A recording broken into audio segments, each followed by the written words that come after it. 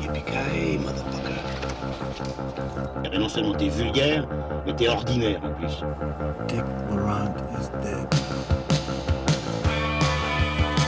Bonjour, bonsoir à toutes et à tous, chères auditrices et chers auditeurs, et bienvenue dans Transmission, la table ronde cinéphile qui fait le grand écart entre cinéma d'auteur et pop culture.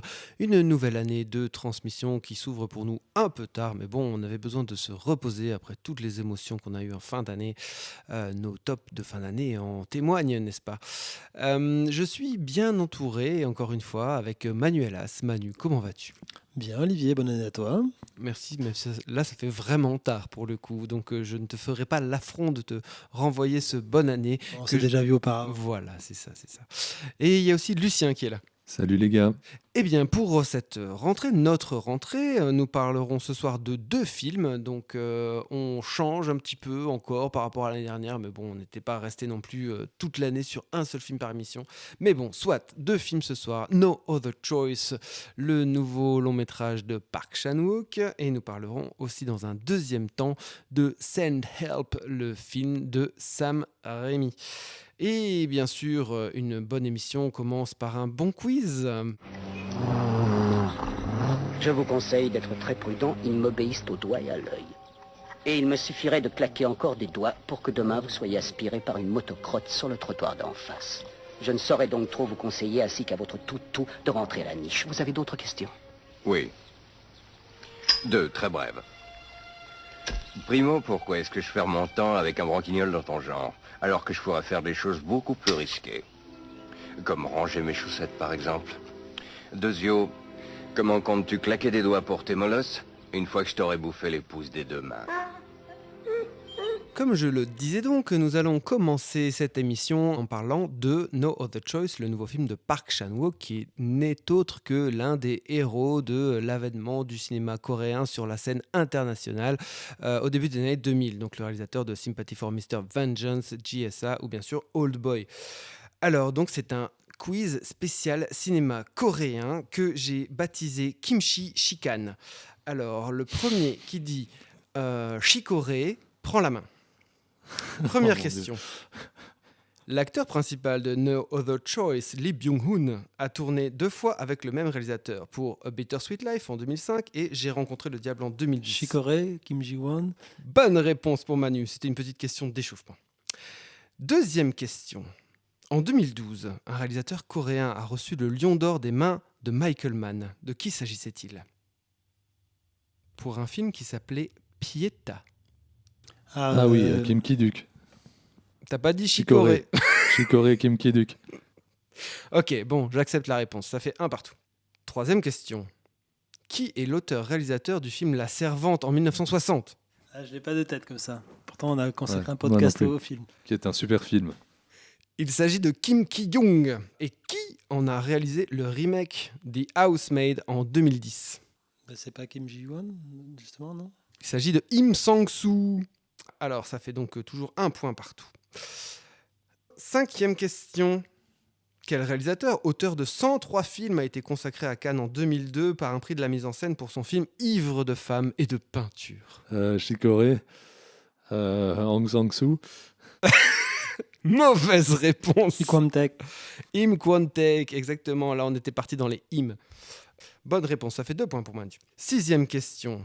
Quel réalisateur est apparu sur la scène internationale avec Turning Gate en 2003 ou La femme et l'avenir de l'homme en 2003 aussi ? J'ai un problème là. Mais c'est possible qu'on ait réalisé 2 la même année. À vérifier. Pensez au titre. La femme et l'avenir de l'homme. Ça, pour le coup, ça ressemble à du Hong Sang-soo. Exactement, c'est une bonne réponse. J'osais pas le tenter une deuxième fois. Donc ça fait 3. Alors en fait, on a le fait qu'il ait fait 2 films en une année, ça aurait pu nous indiquer. Là. Ça fait 3 bonnes réponses pour Manu. Donc en parlant de Hong Sang-soo, une de ses muses et femme à la ville, Kim Min-hee, partage la vedette avec Kim Tae-ri dans un film de 2016. Quel est-il ? Ça serait pas le Mademoiselle de Park Chan-wook ? Excellente réponse de Manu qui bat Lucien plat de couture 4-1 et qui nous permet de revenir sur nos pattes en parlant à nouveau donc de Park Chan-wook, puisque nous allons parler maintenant de No Other Choice, et vous l'aurez compris, avec Lee Byung-hun. 심호흡하세요. 나는 좋은 사람이다. 실직은 하고 싶어서 안 돼. 아니다. 여기 적힌 것들 자제하기. 아빠 취직할 때까지. 나 테니스 포기. 내 차. 그리고 우리 집.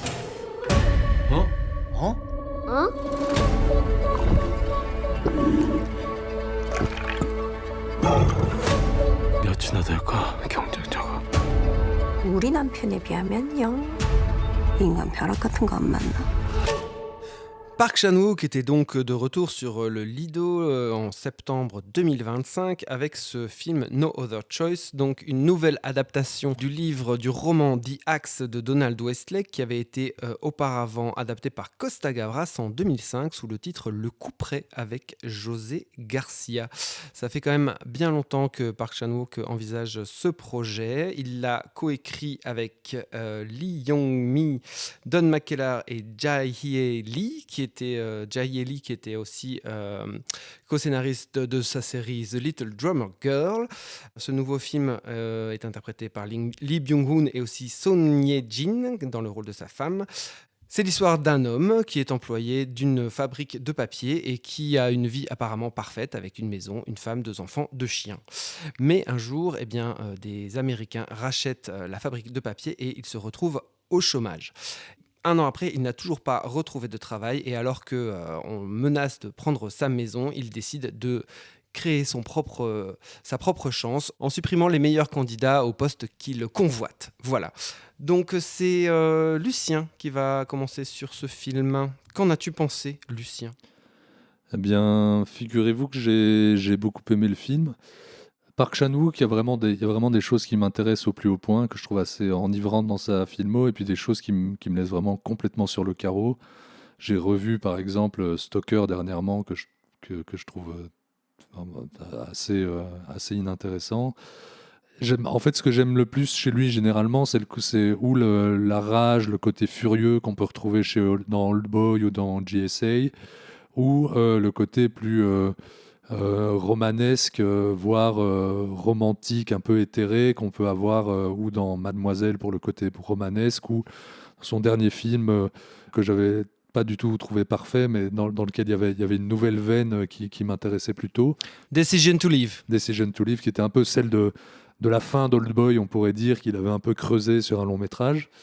Ici, on est encore dans autre chose. On est dans un film qui creuse beaucoup plus la veine comique, un film qui est extrêmement droit, qui va d'un point A à un point B. Alors, on parlera de la mise en scène qui déborde un peu, mais en termes de structure narrative, c'est extrêmement droit et très évident comme ça. Donc, c'est pas un film qui nécessite beaucoup d'interprétation ou de hauteur pour le saisir. C'est un film très direct comme ça, mais que j'ai trouvé très efficace, c'est-à-dire que j'étais accroché dès la première scène et jusqu'à la dernière. J'ai ri, j'ai été tenu. On retrouve son style très caractéristique, qui est presque paroxystique ici. On sent qu'il en joue pour créer du trop-plein, pour créer du débordement à travers le comique principalement. C'est à la fois un film de Park Chan-wook que j'avais jamais vu, d'un style Park Chan-wook que j'avais jamais vu, et en même temps un pur film d'auteur de Park Chan-wook. C'est évident du début à la fin.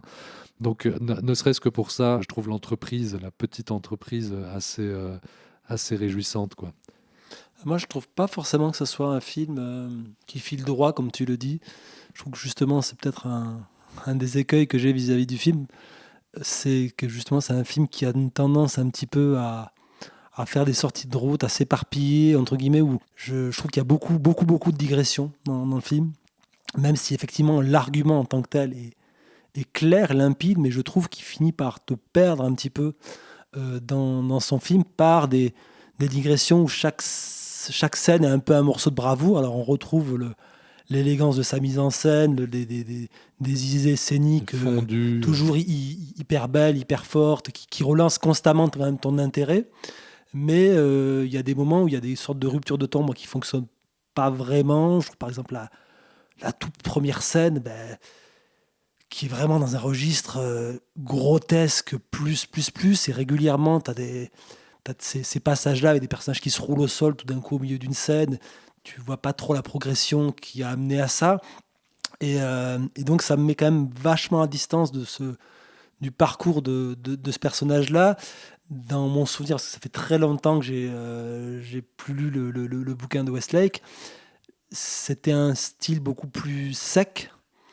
Alors, il y avait la notion de satire, mais il y avait un côté quand même beaucoup plus malaisant que là, j'ai pas forcément retrouvé, parce que je trouve qu'il a une tendance un peu à diluer la charge un peu politique qui est inhérente au bouquin de Westlake.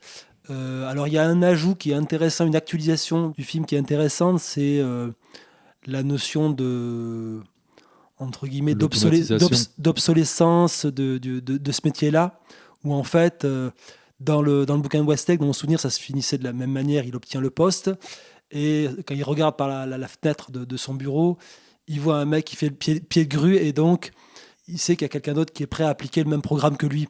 Là, il y a une petite variation qui n'est pas inintéressante, peut-être moins percutante, mais pas inintéressante, en fait, il n'y a plus à lutter contre quelqu'un ou quoi que ce soit, parce qu'en fait, tout est automatisé et lui-même est déjà obsolète à ce moment-là. Bah, moi, je suis assez mitigé aussi sur le film, en fait. Je dirais qu'au rayon des bonnes nouvelles, le truc, c'est que Park Chan-wook, après plusieurs films, je pense à I'm a Cyborg, But That's Okay, ou Lady Vengeance, il continue à mettre son style visuel un peu en sourdine, on va dire. En tout cas, il y a moins d'excès qui vont vraiment parasiter le scénario et la lecture du film, quoi. Donc ça, je trouve que depuis Mademoiselle, plus ou moins, il s'est vraiment calmé là-dessus, quoi. D'autre part, je trouve que ça reste un excellent directeur d'acteurs. Lee Byung-hun et l'actrice principale, je les trouve vraiment excellents. Après, je rejoindrai sans doute Manu sur les écueils que j'ai. Je trouve quand même qu'il y a une profusion de choses qui, moi, me détourne du cœur du récit, en fait. Moi, j'adore en fait cette idée de donc lui, en essayant à tout prix de conserver la Korean way of life qu'il a, finalement il perd ce qui est essentiel, donc la confiance de sa femme et de son fils. Enfin voilà, il tombe quelque part à leurs yeux pour maintenir entre guillemets un poste, un positionnement de surface. Et bon, il y a tout un discours aussi, bien sûr, sur le patriarcat dans la société coréenne, enfin sud-coréenne. Mais je trouve que malheureusement, il y a une profusion de symboles, notamment. Donc, il est botaniste, il y a ce truc de rage de dents, il y a le mutisme de la gamine, il y a le rapport aux objets anciens, analogiques, le papier, machin. T'as tout plein de pistes et de signaux qui te sont envoyés et qui finalement, en fait, à force d'en avoir tellement, tu perds un peu l'intérêt, et de la même manière, tu perds un peu le fil, en fait. C'est presque symbolisé par une des scènes qui est plutôt assez chouette, qui est la scène du premier assassinat, qui est couvert par du son, où tu comprends pas ce que les gens se disent, etc. Il y a quand même une forme, à la fois tu vois l'idée, mais je trouve qu'elle est pas elle reste brouillonne même elle n'est pas opérante quelque part. Elle n'est pas opérante, en fait. Et en fait, je trouve notamment que au niveau de son scénario, je trouve qu'en fait, c'est bizarre, mais il développe trop les personnages secondaires. Je trouve que chaque meurtre est trop détaillé, ce qui fait que tu vas perdre en fait le trajet du personnage principal, hein, malheureusement. Ouais, alors j'entends tout ce que vous dites. Je suis au final assez d'accord, mais sauf que je le vis pas de la même manière. Quand je parlais de films qui filent droit, pour moi, c'est vraiment au niveau de la structure basale, je vais dire. C'est-à-dire, il se fait virer, meurtre 1, meurtre 2, meurtre 3, je schématise un peu, et puis il se fait réengager. En gros, c'est vraiment ça file droit, quoi. Après, comme tu dis, ça déborde tout autour de ça. Mais pour moi, la structure de base est tellement ténue, et tellement évidente, tellement simple, que tout le débordement fait le contenu, entre guillemets. Et ce débordement-là, et tout ce que vous avez cité, je suis d'accord pour dire que c'est trop, c'est too much. En plus, ça joue très fort. Il y a du grotesque en permanence, mais pour moi, il est maîtrisé, et il se le permet justement parce qu'il sait que l'histoire qu'il raconte derrière est simple, en fait. J'ai pas lu le bouquin, mais Manu parlait d'un bouquin qui était sec. Ça m'étonne pas qu'il ait pris cette structure-là, ce terreau-là sec, pour y planter tous ces débordements. Le débordement chez Park Chan-wook, pour moi, est d'une certaine manière intrinsèque à son cinéma. Même dans ses films les plus épurés, si on peut utiliser le mot, comme son dernier, ou même comme... Ça reste des films très lyriques, ça reste des films qui n'ont pas peur des effets de style, des raccords complètement évidents, enfin visibles. C'est pas quelqu'un qui cherche à... C'est pas Sidney Lumet, quoi. C'est pas quelqu'un qui essaye de se cacher derrière... Non, il est la star de ses propres films, c'est clair. Voilà, c'est ça. C'est vraiment un metteur en scène star. Il le sait, mais en même temps, il a le talent pour.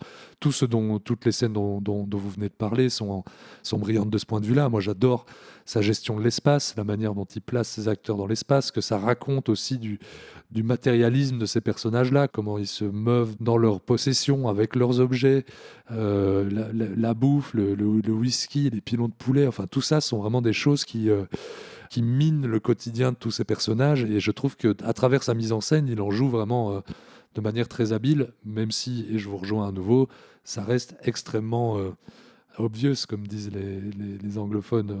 Oui, mais c'est juste que dans le parcours, tu as du mal quand même à t'attacher en fait à ce type-là et à son parcours, parce que ça se Il joue... n'est pas attachant, oui, tout à fait. Je ne vais pas dire qu'on a un immense attachement au personnage du bouquin de Westlake, mais en tout cas, dans mon souvenir, c'était plus quelqu'un qui vivait dans une banlieue pavillonnaire, et c'était pas une baraque quand même aussi démesurée qui est dans le bouquin. Donc je pense déjà dans certains choix d'adaptation, peut-être l'autre essayer de préserver dans le bouquin de Westlake plus son statut social lié au fait d'avoir un travail. Là, c'est plus son confort. Oui, mais c'est une adaptation.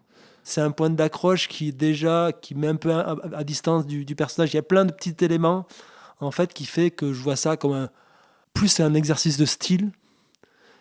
C'est pas un film qui me bouscule beaucoup, quoi. Je vois ça comme une démonstration de virtuosité.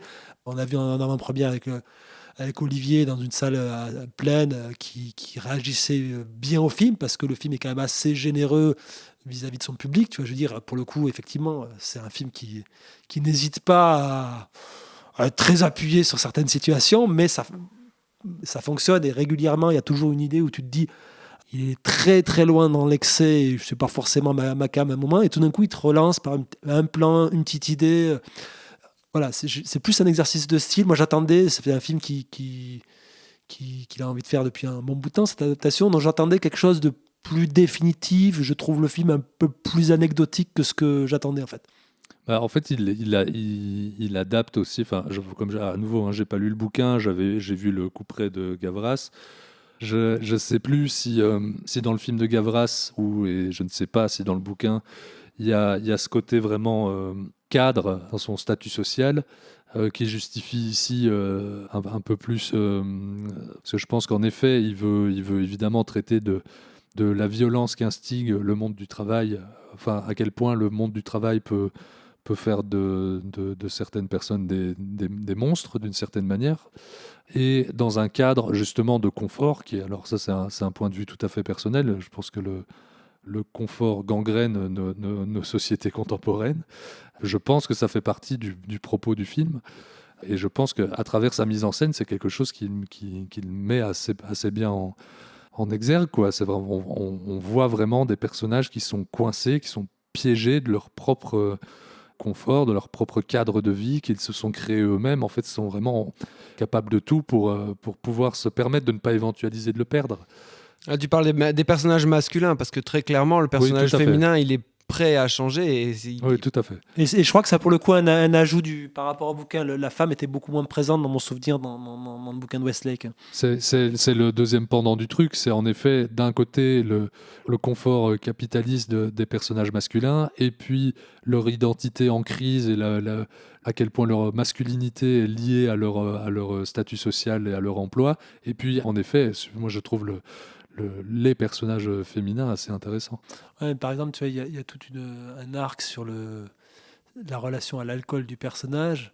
Ça sert pas à grand chose. Voilà, à part le fait que pour le dernier meurtre, ça le pousse à boire. Non, mais ça fait sens. Ça le pousse à boire, ouais, mais en fait, l'accumulation de choses qui font sens finissent par brouiller, en fait. Absolument. Moi, par exemple, donc de nouveau, là on spoil, mais bon, à la fin du film, la gamine qui est mutique pendant tout le film, qui ne fait que répéter un peu des bribes de dialogue qu'on a entendu avant, Elle se met à bien vouloir jouer du violoncelle et on voit qu'elle suit une partition avec des gommettes bleues comme ça qu'on a vu à un moment un personnage faire. Et c'est elle-même qui l'a fait, je crois. Oui, tout à fait. À travers tout ce personnage qui traverse quand même tout le récit, j'ai pas du tout saisi ce que voulait me raconter Park Chan-wook avec ça, tu vois.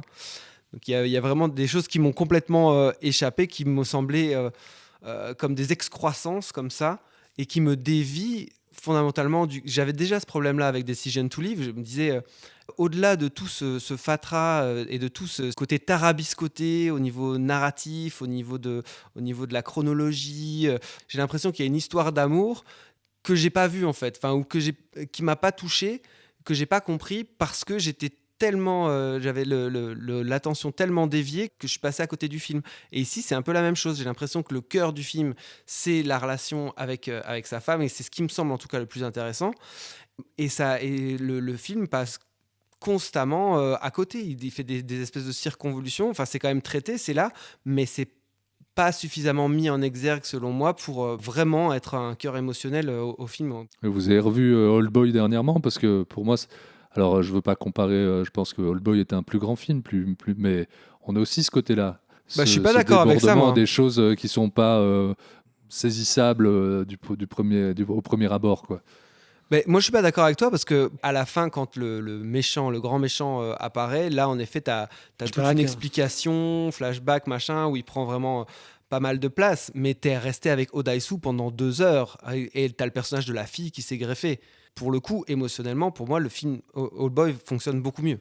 Après, c'est comme si ce film arrivait un petit peu en retard, comme une conclusion de sa trilogie sur la vengeance, où pour le coup, la vengeance est effacée, où il n'y a plus vraiment de mobile, et que c'était une sorte de variation thématique sur ce thème-là qu'il avait développé. Bon, c'est peut-être plus concluant que Lady Vengeance, hein, mais voilà, j'y vois encore un côté assez artificiel, exercice de style, et qui est en plus gangréné par une forme de misanthropie de Park Chan-wook vis-à-vis de tout ce monde qu'il décrit, qui fait que j'ai assez peu d'attachement, quoi. C'est peut-être moi qui place mal mes attentes vis-à-vis du film, c'est très possible, mais en tout cas, voilà, j'étais un peu désarçonné par le film. Le film en tant que tel, son propos, la manière dont il le traite, sa virtuosité m'ont stimulé assez pour me tenir accroché de la minute 1 à la minute 137. 2h30, je pense. Je t'ai coupé tout à l'heure quand tu as commencé à parler du personnage féminin au lit, et t'es jamais revenu dessus. J'ai pas plus à dire que ça, juste que déjà donc lui, le personnage masculin, il reste extrêmement braqué sur son truc, quitte à détruire les relations qu'il a avec les autres membres de sa famille. Mais le personnage féminin, pour moi, est beaucoup plus, dès le début du film, apte et volontaire pour justement changer. Elle veut bien quitter la maison, c'est elle qui dit qu'elle abandonne le tennis, c'est elle qui trouve un emploi, c'est elle qui... elle est moteur et elle est prompte au changement. Enfin, il y a un parallèle sans doute intéressant à faire avec le personnage de la femme du premier homme qu'il va tuer, qui est aussi extrêmement volubile, changeant, qui essaye de sortir son mari du marasme comme ça dans lequel il s'est fourvoyé depuis qu'il a perdu son emploi. Donc je trouve en fait que ça, il y a un parallèle, elle le trompe là où lui imagine que sa femme le trompe. Il y a vraiment des parallèles qui sont posés sur ces deux personnages-là, quoi. Mais je n'ai pas pu développer une grande thèse depuis ma seule et unique vision du film il y a une semaine. Voilà, très bien. Merci messieurs. Je vous propose que maintenant nous passions au film suivant, c'est-à-dire Send Help de Sam Raimi. I'm going to be frank with you. You are smart. I know that you are great with numbers, but I just don't think you got it. As an executive, I see no value in you. Does that make sense? I'm sorry, what? You know we have the Bangkok merger coming up. Prove me wrong. Oh, Linda, before you go, I forgot to mention I've received a few complaints about you. Complaints? Noxious odors. Oh, God.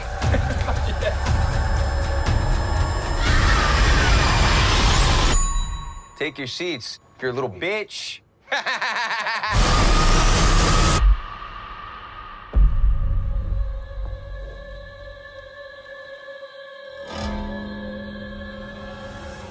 Quelques années après un Doctor Strange 2 in the Multiverse of Madness de sinistre mémoire, Sam Raimi revient aux affaires pour notre plus grand plaisir.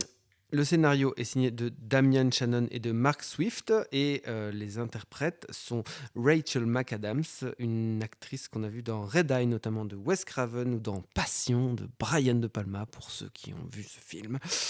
L'histoire c'est quoi ? Eh bien figurez-vous que je n'ai pas écrit de synopsis mais c'est assez simple. C'est l'histoire d'une femme qui travaille dans une entreprise et on lui a promis une promotion mais son patron meurt et c'est son fils qui reprend la boîte et le fils c'est un infâme connard et lui il refuse cette promotion mais juste après le refus de cette promotion eh bien notre héroïne Rachel McAdams doit prendre l'avion avec son patron et d'autres collègues pour aller en Asie du Sud-Est me semble-t-il.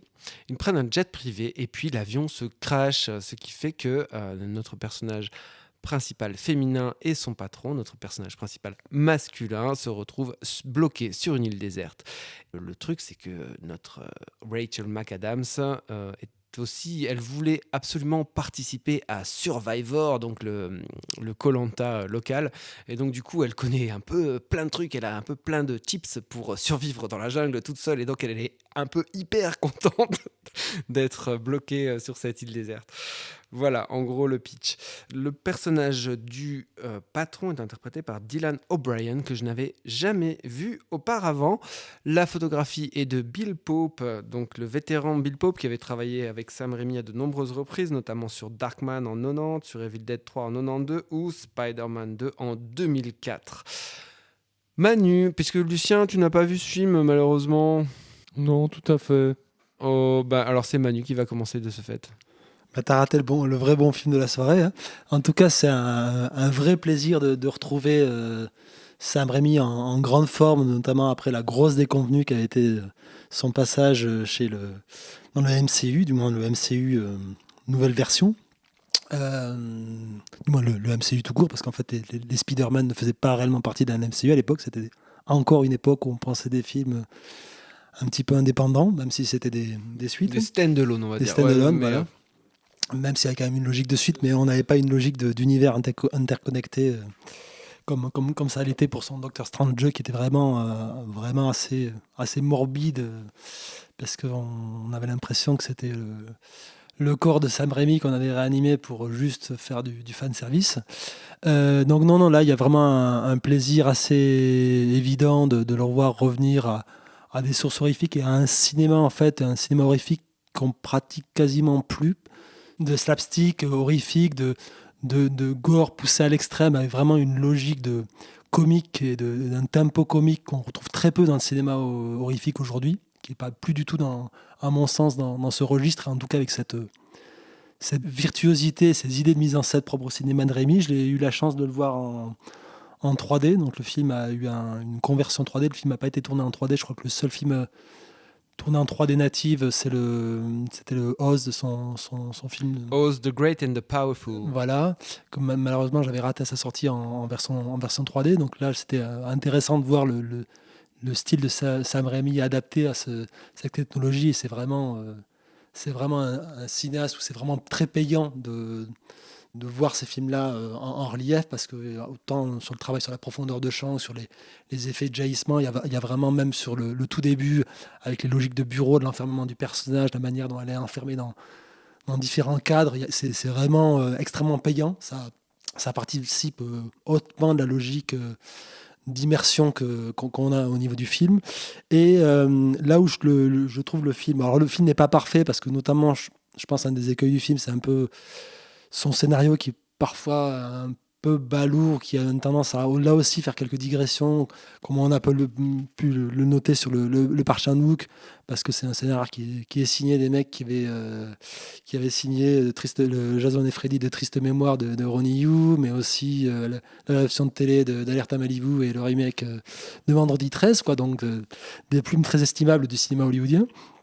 Mais ce qui m'a beaucoup séduit, au-delà de retrouver le Sam Raimi de Drag Me to Hell, cette logique-là, avec en plus cette affection qu'a Sam Raimi de jouer sur une humiliation continue de ses personnages, de les mettre dans des situations où ils en prennent plein la gueule tout le temps, où vraiment il les éprouve, c'est de dépasser un petit peu l'argument de base du film, qui serait juste une sorte d'inversion des rôles sociaux arrivés sur l'île. Et par le fait, alors c'est difficile parce que bon, on en a un des collègues qui n'a pas vu le film et on ne voudrait pas aussi spoiler complètement le film aux gens, mais en tout cas, il y a une logique autour du personnage qui est notre point d'ancrage, qui est le personnage de Rachel McAdams, qui ne va pas être aussi Blanche-Neige, qui elle-même aussi va reconduire une forme de domination. Et je trouve que justement, dans l'ironie que porte le film, dans le parcours de ce personnage-là, le film en fait peut être un peu déstabilisant, mais est peut-être plus fin politiquement, entre guillemets, plus efficient à mon sens que le film de Park Chan-wook, parce qu'il montre d'une certaine manière que, petit ou grand, cette logique-là de domination, elle est liée à un système qui se reproduit, qui reproduit les mêmes patterns, mais qui n'est pas juste dans une sorte d'inversion des rôles entre la petite prolo et le grand patron. Mais voilà, je trouve qu'il est... le film est moins confortable que son pitch de départ, qui est déjà très satisfaisant. Ouais, je te rejoindrai sur beaucoup d'aspects et je divergerai sur d'autres. Première chose, c'est pour ça que je l'ai inscrit en deuxième au programme, c'est que là où je trouve que le film de Park Chan-wook additionne pour finalement faire du moins, c'est-à-dire moins d'intérêt, ici je trouve que c'est un film qui a un postulat de base très simple. Il y a 2 personnages sur une île, t'as cette inversion de rapport de pouvoir et donc de domination, et on va dire que c'est un film qui soustrait, quoi, qui va exploiter vraiment bien son pitch. Je me demandais tout le temps quelle allait être la scène suivante, quelle situation il allait de nouveau inventer, et franchement j'ai pris un pied terrible. J'ai vraiment ri à gorge déployée. À la vision du film, il y a un gag génial au bout de 10 minutes avec un hublot. Enfin bon, on peut pas le raconter, mais franchement c'est super drôle. Et là aussi, il tire la scène jusqu'au point d'éclatement, et il relance, même alors que tu crois que la scène est terminée, il le relance par un gag macabre où il te fait hurler de rire. Et pour le coup, lorsque je parlais du fait que je retrouvais plus du tout cette tonalité dans le cinéma horrifique actuel, c'est cette capacité qu'il a de conjuguer cette logique burlesque sans la décorréler d'une forme de satire sociale qui est très percutante. Et c'est là où je trouve que le film est peut-être un peu lourd dans les archétypes qu'il met en place, mais au final, il est un peu plus subtil dans la manière de les vriller. Il y a aussi parfois une certaine complaisance, mais dans le bon sens du terme, c'est-à-dire que s'apesantir à ce point sur la mise à mort d'un sanglier, ça va pas forcément rajouter en termes de satire sociale, mais bon, soit donc, je vois ce que tu veux dire et je suis d'accord sur pas mal de points, mais bon. Et donc voilà, c'est un film qui est constamment jubilatoire en fait, et donc tu te demandes tout le temps où est-ce qu'il va pousser le curseur sur la scène suivante, et ça c'est super agréable à regarder en fait. Et puis bon, là où le film est passionnant, c'est que de nouveau, je suis pas d'accord avec toi sur le fait que c'est un personnage blue collar auquel tu t'attaches ou je sais pas quoi, parce que la fille au début, elle est quand même un peu gênante, elle est quand même un peu... T'aimerais quand même pas trop que ce soit ta collègue, parce que bon, elle est quand même un peu dégueu, t'imagines qu'elle pue un peu, enfin, et un truc où il construit pas forcément un rapport très empathique à elle dès le début. Non. C'est un personnage un peu gênant, quoi. Je dirais pas jusqu'à dire que tu comprends le parvenu qui devient son boss, qui est lui peint comme un infâme connard dès le début, mais le personnage qui est en face n'est pas non plus complètement blanc comme neige. Non, il est assez ridicule. Et toi, tes curseurs bougent tout le temps sur eux, en fait. C'est ça qui est chouette aussi dans le film, c'est que l'infâme connard devient juste un connard et elle devient, comme elle a le pouvoir, tu te rends vite compte qu'il va y avoir sans doute abus, jusqu'où va-t-elle aller, etc. Donc ton curseur bouge beaucoup par rapport aux 2 personnages, et c'est ça qui est vraiment super intéressant aussi dans le film. Là où moi j'ai eu un petit souci, c'est que à la toute fin, il joue sur un... Je vais essayer de pas spoiler, pardon. Il joue sur une corde qui serait un éventuel rapport amoureux. Tu parles de la confrontation finale entre des personnages, oui. Ouais. Sur un éventuel rapport amoureux. Et ça, malheureusement, il a essayé de le construire un peu dans certaines scènes, mais ça me semblait toujours un peu accessoire rajouté dans Oui, le récit. et- C'est et- ni fait ni à faire, quoi. Et puis C'est trop vite, tu vois que le personnage a un agenda, donc tu ne crois pas qu'il est le réellement personnage du patron. du patron. Et puis même elle, moi je trouve, quand je te disais que le film s'éparpille, c'est pas qu'il s'éparpille, mais je trouve qu'il y a 2-3 balises à des moments. À un moment, donc elle le sauve quand elle le recueille, elle le soigne sur l'île, mais il y a un moment où la situation va s'inverser et c'est lui qui la sauve. Et je trouve cette scène-là, je sais pas, j'ai du mal à y adhérer. Je trouve que tout va trop vite, ou alors il développe pas assez cet espace-là d'inversion où très vite on repart dans des logiques de prédation entre les personnages. La bascule du personnage de Rachel McAdams sur un versant qui va l'amener de nouveau auprès de cette falaise, encore pour pas spoiler, et d'embrasser entre guillemets ce qui est le dernier retournement du film. Désolé, on est cryptique, mais bon, allez voir le film parce que franchement c'est un plaisir. C'est vraiment un plaisir, et allez le voir en salle parce que vraiment ça a de la gueule. Tout simplement, j'ai eu du mal à croire à cette bascule du personnage ou la situer. Je trouve qu'il y a dans cet espace-là, je trouve qu'il y a une charnière qui manque peut-être un petit peu, qui fait peut-être qu'effectivement la confrontation finale qu'il essaye de mettre en place entre les deux, au-delà du retournement comique de fin et du raccord génial qui conclut le film, c'est tu regardes la scène un peu de l'extérieur à ce moment-là, parce que il y a quelque chose qui a pas réellement été bien agencé Ouais. à un moment dans le film. Tout à fait. Mais pour moi, je l'ai vraiment vécu au niveau du rapport amoureux qu'il essaye un peu de mettre, mais en même temps qui n'est pas vraiment là. Enfin, il y a quelque chose de sous-traité qui fait que malheureusement, à la fin, ce n'est pas aussi opérant que ça aurait pu l'être, quoi. Moi, j'ai vraiment pris beaucoup de plaisir, j'ai vraiment beaucoup ri. J'ai parlé de la scène du sanglier qui est géniale, la scène du hublot est géniale, il y a une scène d'émasculation qui est c'est génial. fabuleuse. Mais bon, voilà. La scène de bouche à bouche vomi. Oui, voilà. Donc, c'est vraiment un film où il y a des morceaux de bravoure, où on a envie de les raconter à la récré pour rigoler comme des dingues, quoi. Il y a des fuites de partout, ça déborde de partout, c'est vivant, quoi, bordel. Très bien, mais comme Lucien n'a pas vu le film, je pense qu'on va passer tout de suite au conseil. Écoute, pourrieux, pour moi tu n'es qu'une merde de chien qui s'étale sur un trottoir. Et tu sais ce qu'on fait d'une merde de ce genre? On peut l'enlever soigneusement avec une pelle, on peut laisser la pluie et le vent la balayer, ou bien on peut l'écraser. Alors si tu veux un conseil d'ami, choisis bien l'endroit où on te chiera. Nous voici donc dans cette dernière ligne droite de l'émission, et comme on n'a pas entendu la voix suave de Lucien depuis un petit moment, je vais te demander, comme d'habitude, quel est ton anti-conseil et ton conseil.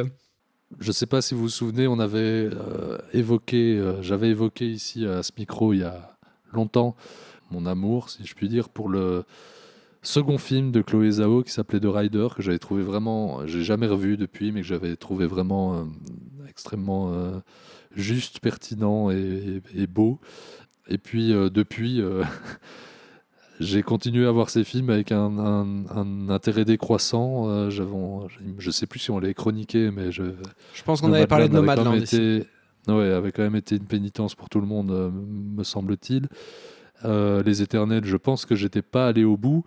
Et Hamnet, son dernier opus, pareil, je suis sorti de la salle après 40 minutes, lourdingue, sursignifiant, mais dans une forme d'épure. On n'est pas du tout chez Park Chan-wook, où on est dans un cinéma qui se veut éthéré, poétique, etc., mais qui est d'une lourdeur délirante, avec des acteurs, enfin vraiment, il y a des trucs risibles. Paul Mescal, qui quand il est fâché, tape sur la table et puis va nager tout nu dans un lac en fronçant les sourcils, enfin vraiment des scènes délirantes. Je suis parti, pour donner une idée, au deuxième accouchement de l'actrice, où pendant son accouchement, où elle va accoucher seule dans les bois, elle a des images de sa propre mère qui meurt en accouchant de son frère à la lueur des bougies. Enfin bon, bref, on est vraiment sur ce type de cinéma. Ça faisait longtemps que j'avais pas quitté une salle par désarroi face à ce que je voyais. Et donc, je pense même que c'était dans la même journée, j'ai pu rattraper un peu le coup en voyant le dernier film de Yann Gozlan, donc Gourou. Alors je dis rattraper le coup, mais c'est quand même assez vite fait. Je pense que le film est supérieur à ses deux précédents. Je continue de penser que Yann Gozlan est un metteur en scène intéressant, avec une forme très très classique dans sa manière d'aborder la mise en scène, mais très précise, très, très juste. On sent que c'est quelqu'un je ne connais pas ses méthodes de travail, mais à mon avis, c'est quelqu'un qui doit refaire énormément les scènes. On est sur une mise en scène extrêmement précise. Yann Gozlan n'a rien perdu de ce point de vue-là, mais c'est quelque chose qu'on gardait quand même d'une certaine manière dans Vision, avec son côté très de Palmesque et dans Dalloway. Maintenant, comme dans les deux précédents, il y a des vraies grosses scories en termes d'écriture, où pour le coup, on voit toutes les ficelles, on voit tous les tenants, tous les aboutissants. Enfin, c'est très lourd et évident, mais reste le talent du réalisateur. J'ai pas vu le film, mais des éléments qui me questionnent sur effectivement l'écueil quand même même si je suis pas aussi sévère que toi sur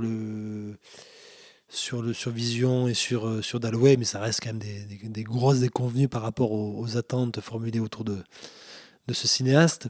J'y vois surtout un mec qui, dépourvu en fait de scénariste chevronné, par exemple comme Guillaume Le Mans, oui, tout à fait.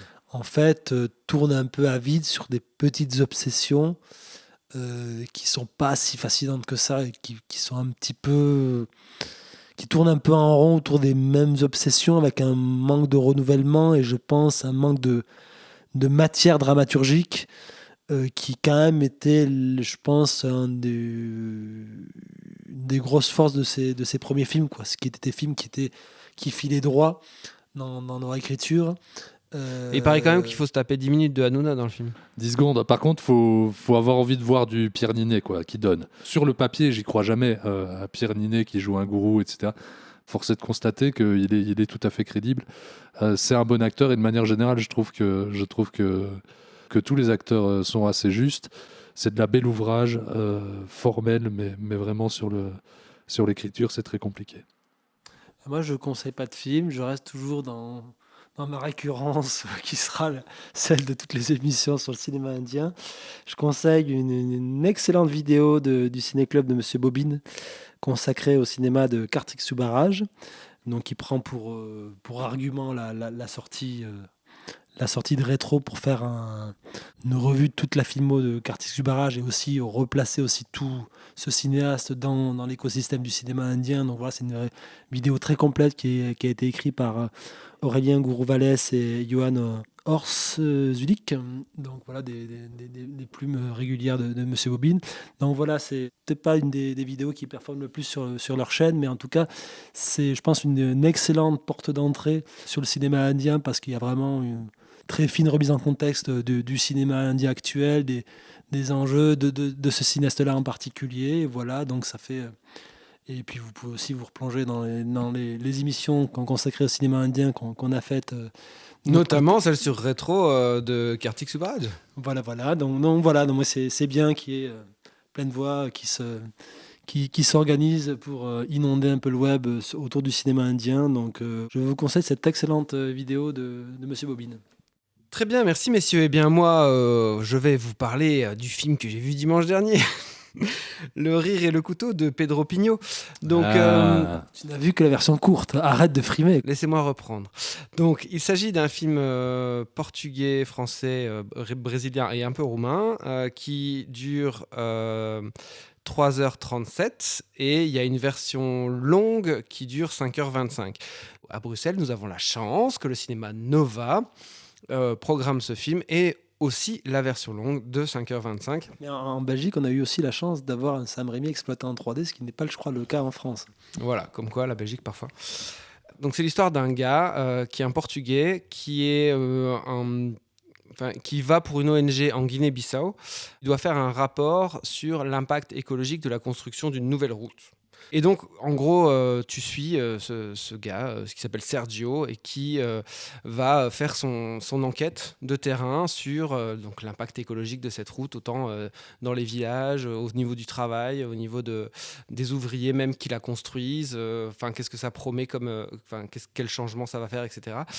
Et lui, il arrive et c'est un bon blanc qui pose pour une ONG. Et en fait, c'est ça qui est super intéressant dans le film, c'est que au fur et à mesure du temps et au fur et à mesure des rencontres qu'il fait, la situation, en fait, la vision qu'il a, le film se complexifie sur le regard en fait qu'il pose sur la situation de ce pays et en gros la situation néocoloniale avec ce truc d'ONG, etc. Je dirais même qu'il y a un côté naturaliste au sens littéraire du terme dans le film. C'est-à-dire que c'est vraiment dépeindre des personnages par rapport à leur milieu, par rapport à leur hérédité, de manière extrêmement précise, détaillée, documentée. Enfin, il y a quelque chose d'encyclopédique dans le film, tout en ayant un rapport à la fiction extrêmement fort qui tient tout le récit. Franchement, c'est chapeau, quoi. Tu donnes envie. Au niveau du style, c'est quelque chose qui est très hybride aussi, parce que tu as des scènes qui sont quasiment documentaires, quand il va dans les villages, par exemple, et pourtant, il y a une trame fictionnelle qui est extrêmement symbolique. Par exemple, le premier personnage sur lequel va tomber ce Sergio, c'est une femme qui, constamment, tout au long du film, va changer de coiffure, symbolisant complètement le fait que plus il en découvre et plus le pays et le rapport qu'il a à ce pays change et est complexe et multiforme, quoi. Je mentirais si je disais que je n'avais pas trouvé le temps long à certains moments, si le film était parfait, parce que parfois il est un peu surexplicatif, mais en même temps il est constamment fascinant. C'est vraiment le genre d'expérience où tu vas et il faut vraiment faire un peu l'effort, mais où tu sors extrêmement récompensé, je trouve. Et alors, le personnage féminin, donc c'est justement cette fille qui change tout le temps de coiffure, elle est portée par une actrice incroyable qui s'appelle Cléo Diarra, qui a eu le prix d'interprétation à un certain regard en mai dernier. Si j'avais vu ce film en 2025, comme la majorité des cinéphiles français qui ont vu ce film, c'est clair qu'il aurait été dans mon top 3 de l'année. Moi, j'ai trouvé que vraiment c'était un film fascinant. Après, c'est étonnant quand même que tu te retrouves avec deux versions avec autant de métrages qui diffèrent, quoi. Tu peux te poser la question, après je n'ai pas vu le film, je me dis, mais juste d'un point de vue extérieur, ça m'interroge sur le processus, quoi. Le processus ou... Ouais, je crois qu'il avait énormément peut-être une certaine complaisance du dispositif, j'en sais rien, mais tu vois, qui fait que tu ne sais pas arrêter des scènes, quoi. C'est pas un film à dispositif.